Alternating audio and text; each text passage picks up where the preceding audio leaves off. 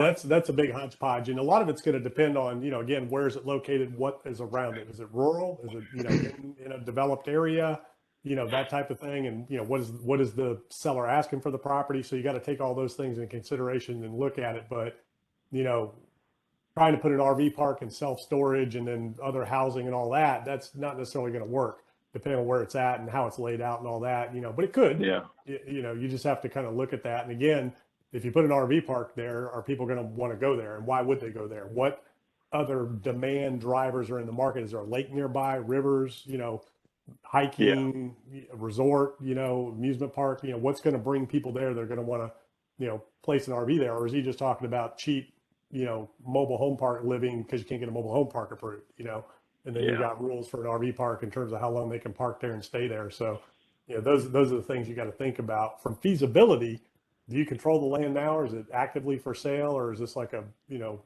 off market? No, Oh, okay. So talk to some brokers, so brokers in the area, commercial brokers that represent, different types of things, can kind of give you an idea, of what would be appropriate there, in that location, that area. But yeah, feasibility studies can get expensive, especially on something like that, because you've just got so many variables.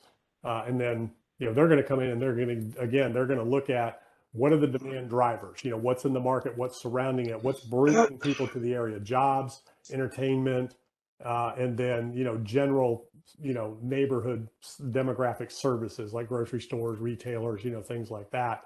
What's going to generate the interest from somebody to either live there, visit there, and that kind of thing. And storage can be a good use if you've got, lots of rooftops around that, and there's none or limited storage in the area to service it. So, I mean, that's what these companies really do, is they go into and they start, looking at those factors and researching that. A lot of that goes back to, property database, things like that you can get on Google and things, and they just put them in nice fancy reports, and they call brokers and property management companies, and they'll get an appraiser to come in, which, by the way, you can hire an appraiser to do a feasibility study for you too.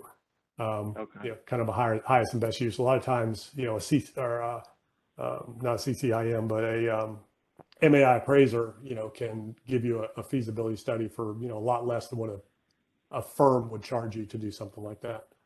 Yeah, I mean, so it depends on what the use is. So generally, traffic count for retail, they're going to want what's going by that can pull into my, just pull right off the road into my parking lot.